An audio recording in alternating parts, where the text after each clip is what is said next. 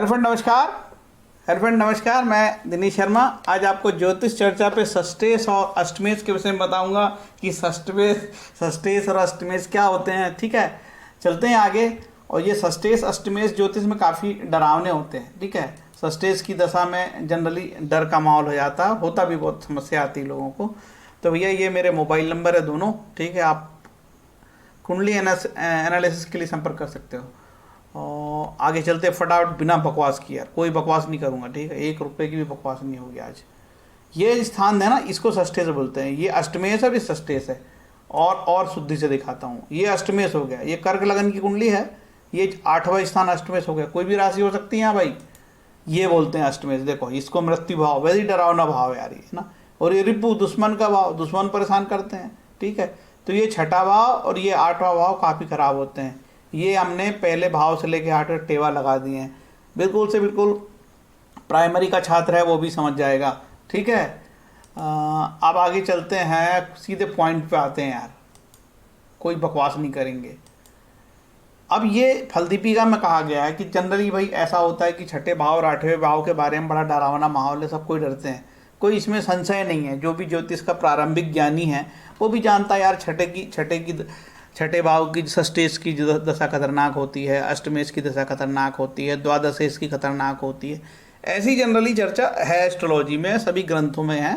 और इसमें किसी को दो मत भी नहीं है, मतलब लगभग सभी मानते भी हैं कि 6ठे भाव की दशा, अष्टम भाव की दशा खराब होती है। ठीक है, तो फलदीपिका के जो गोपेश कुमार ओझा वाली फलदीपिका है, उसमें गोपेश कुमार ओझा ने साहब ने ये श्लोक लिखा है। और फलदीपिका मान्यता प्राप्त बुक है।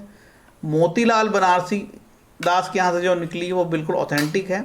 और गोपेश कुमार ओझा साहब ने जो उसको लिखा है वो वाली, तो ये फलदीपिका किसकी है? गोपेश कुमार ओझा साहब की तो नहीं है, मंत्रेश्वर महाराज की है। ये फलदीपिका कब लिखी गई है इसके विषय में थोड़ा सा संशय है, मैं क्लियर कट नहीं बता पाऊंगा। फलदीपिका के विषय में ज्योतिष प्रवेशिका कर्नल अशोक कुमार गौड़ और डॉक्टर उदयकांत मिश्र साहब का एक किताब है। काफ़ी इन्फॉर्मेटिव किताब है यार, जो नए स्टूडेंट हैं उनको खरीदना चाहिए। ज्योतिष प्रवेशिका बहुत ही मज़ेदार किताब है। कर्नल अशोक कुमार गौड़, डॉक्टर उदयकांत मिश्र, बहुत कम राइटर ऐसे होते हैं जो कुछ हमको देना चाहते हैं। उनमें से एक ये राइटर हैं जो हमको देना चाहते हैं, दिल से देना चाहते हैं। मेहनत करी, बहुत मेहनत है किताब में।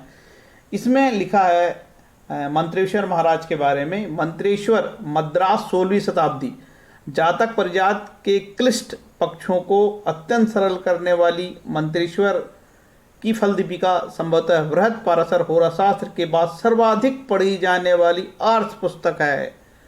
इस पुस्तक में पहली बार संभवतः ग्रह गोचर को जातक की कुंडली पर लगाकर दशा के फलादेश बताने की प्रक्रिया समझाई गई। देखिए स्पष्ट है कि जातक परिजात तो भयंकर क्लिष्ट है। ठीक है, इसके बाद होराशास्त्र तो और ही भयंकर क्लिष्ट है। तो ये फलदीपिका को सरल बताया मंत्रेश्वर महाराज ने। अब इनकी क्या जाति है, क्या पाती है, किस जिले के रहने वाले, कहाँ के हैं, इतना हमको नहीं मालूम भैया। लेकिन ये जरूर बता दूंगा कि मैं जिस किताब का भी चर्चा कर रहा हूँ, ये मैं आपको ज़रूर बताऊंगा कि मैं जिस किताब की चर्चा कर रहा हूँ ज्योतिष प्रवेशिका का, इसका जो है आप जरूर दर्शन कर लीजिए। ज्योतिष प्रवेशिका कर्नल अशोक कुमार गौड़, डॉक्टर उदयकांत मिश्र, चीज़ें हमको सिखाती है। अच्छी किताब हमको कई सिखाती। कई लोगों का आप वीडियो देखो, वो वीडियो इतना कठिन रहता कि आपको पल्ले नहीं पड़ता कि यार ये बता क्या रहा है यार। ठीक है, बहुत अच्छी चीज़ बता रहा है लेकिन उसका तरीका भयंकर कठिन रहेगा, तब आदमी इरिटेट होकर फिर नहीं पढ़ता, छोड़ देता आदमी। ठीक है, हजारों लोग भारत में गणित क्यों छोड़ दिए? मास्टर इतना कठिन तरीके से पढ़ाया कि आदमी पागल हो गया और गालियाँ लग दिया लोगों को। ठीक है, तो यदि आपका गुरु आपको अच्छा पढ़ाएगा तो मज़ा आएगा। अभी तक हम जानते रहे कि भाई 6ठे भाव और 8वें भाव के बारे में हमको बड़े कन्फ्यूजन थे।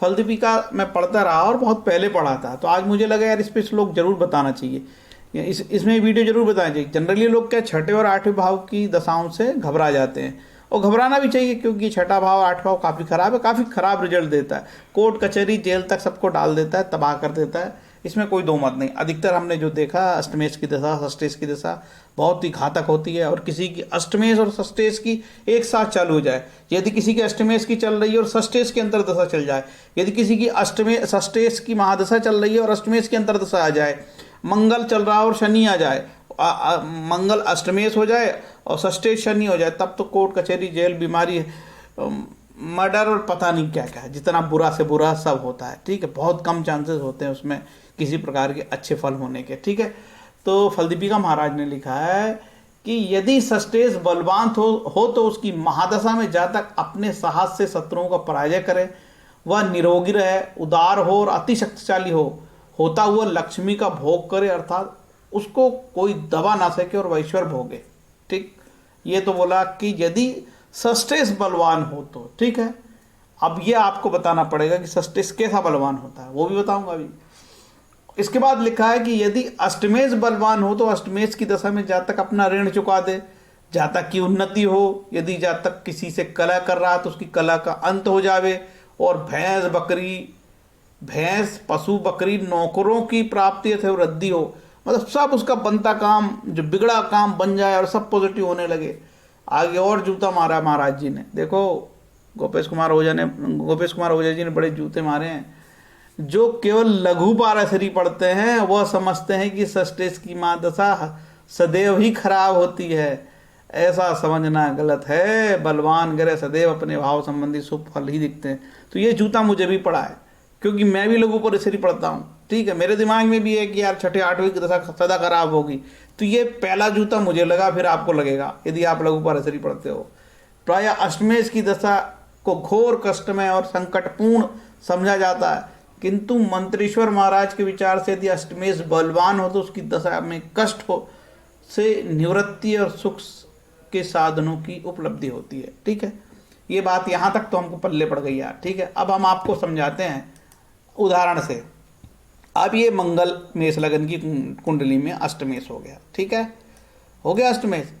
अरे भाई, अब ये जो मंगल है ना कैसे फल देगा, ये मंगल देखो मेष लगन की कुंडली में मंगल, ठीक है, कैसे फल देगा। अब यार ये मंगल कहीं इस तरीके का हो, ठीक है, ये विपरीत राजयोग बना रहा है और ये विपरीत राजयोग बना रहा है। मंगल विपरीत राजयोगी कार्य हो गया मंगल, और इस मंगल को कौन देखने लगे, यहाँ से गुरु महाराज देखने लगे। मंगल जिस राशि में बैठा है उसका मालिक देखने लगे तो मंगल बली हो जाए। ठीक है, चलो ये तो दूसरा पहला उदाहरण। हो सकता है कि मंगल उच्च का हो जाए, ये दो मंगल उच्च का हो गया तो निश्चित रूप से अच्छे फल देगा। अब षष्ठेश की बात करते हैं। षष्ठेश कौन है भैया, षष्ठेश महाराज होगा ये बुध। ठीक है, तो यदि ये बुध यहाँ बैठ जाएं, ठीक है, और यदि यहाँ बैठ जाएं तो यहाँ हो गए तो ये तो नीच के हो गए। ठीक है, और नीच के हो गए तो अच्छे फल तो देंगे नहीं यार। अब ये मंगल की राशि में बैठ गए हैं तो क्या मंगल की राशि में कोई सम माना जाता, कोई बहुत अच्छा नहीं माना जाता बुध को। तो ठीक, ये बुध बहुत अच्छे नहीं है, लेकिन यार ये मंगल को ये देखो यहाँ से दृष्टि देने लगे भैया। कौन, मंगल महाराज यहाँ बैठ के अपने घर को देखने लगे।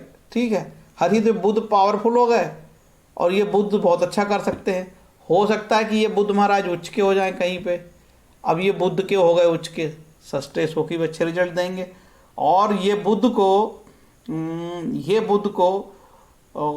और कोई शुभ दृष्टि ना, इसमें तो कोई उपाय और नहीं दिख रहा है कि इसको कैसे शुभत्व प्राप्त हो। इस तरीके से सभी कुंडलियों में आप जानना। मैं और थोड़ा थोड़ा बता देता हूँ वृषभ लगन की कुंडली में। अब गुरु महाराज भी है यहाँ पे, शुभ कैसे होंगे, गुरु महाराज शुभ कैसे होंगे, जैसे उच्च के हो गए कहीं पे, यहाँ उच्च के हो गए, निश्चित रूप शुभ देंगे, अच्छे फल देंगे। अब गुरु महाराज यहाँ बैठे हैं, देखो यहाँ बैठ के अपनी राशि को देख रहे हैं, वो तो शुभ हुए कि नहीं हुए भाई। कोई प्लानेट अपने घर को ही देख रहा है तो बली हो गए ना यार। ये गुरु महाराज अच्छे फल देंगे यहाँ पे, भरी अष्टमेश हो। ठीक है, अब शुक्र को देखते हैं भैया। शुक्र महाराज यहाँ पे बैठे हैं, ठीक है, और तो और शुक्र महाराज हो सकता है यहाँ से दृष्टि दे रहे हैं, तो विपरीत राजयोग तो बना ही रहे हैं, लेकिन वो अपने घर को भी देख रहे हैं। तो मैं तो मानूंगा कि षष्ठेश बली हो गया। क्यों, कि सीधा सीधा सिद्धांत है यार कि कोई भी प्लानेट अपने घर को देखता है तो बली हो जाता है। अब शुक्र महाराज मंगल की राशि में बैठे हैं, मंगल और शुक्र की कोई ज़्यादा गहरी दुश्मनी तो है नहीं भैया, सब माना जाता है। ठीक है, तो ये अच्छे फल देंगे। ऐसे बहुत सारे कॉम्बिनेशन बना सकते हैं, वो आपको बना के देखना पड़ेगा।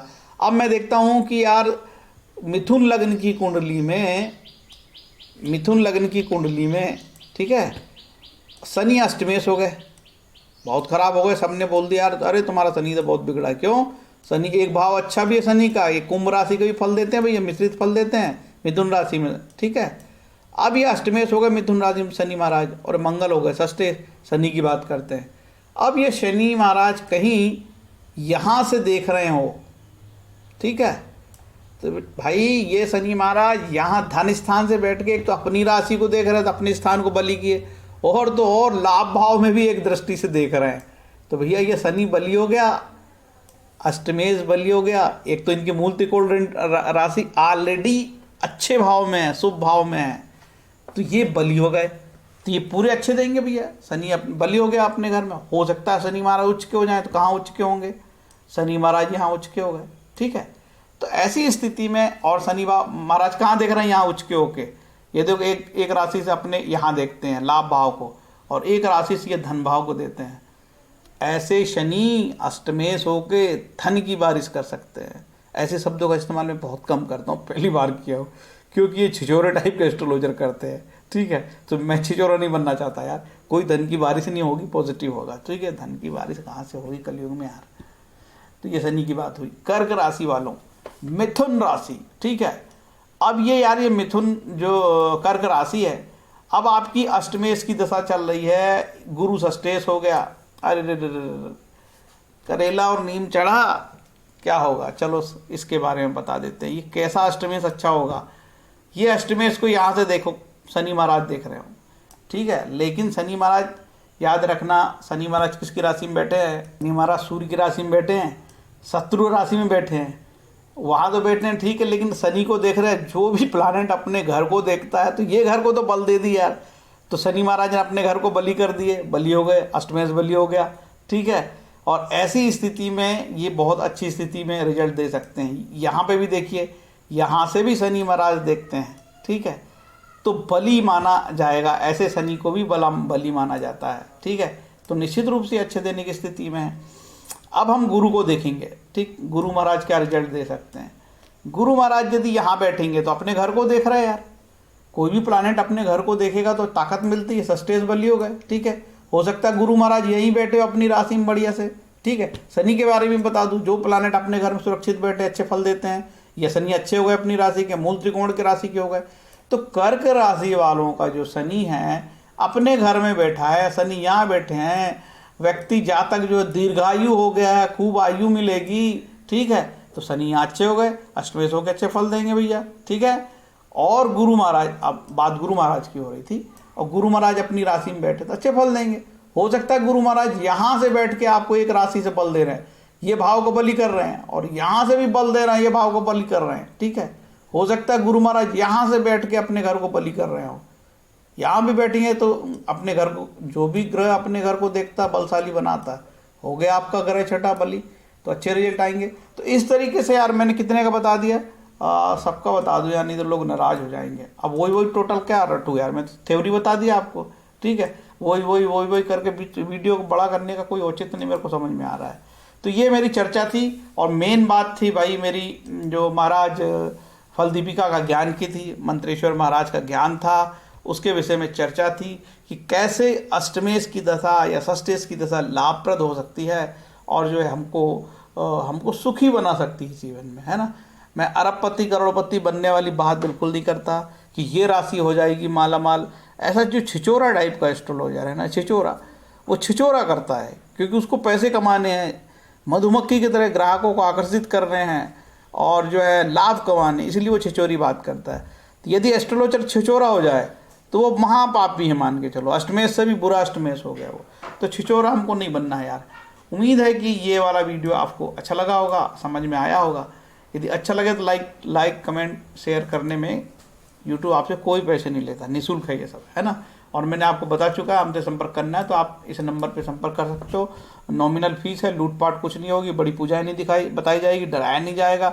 मंगल अंगारक, शनि चंद्र का वेश, और तो और पता नहीं भूत पिशाच योग, सभी भय से आपको मुक्त किया जाएगा, आपके मन को बलि बनाया जाएगा, और आपको सुखी रहने के टोटके और नुस्खे बताए जाएंगे जो निःशुल्क होंगे, क्योंकि ऋषि पाराशर ने निःशुल्क उपाय बताए हैं।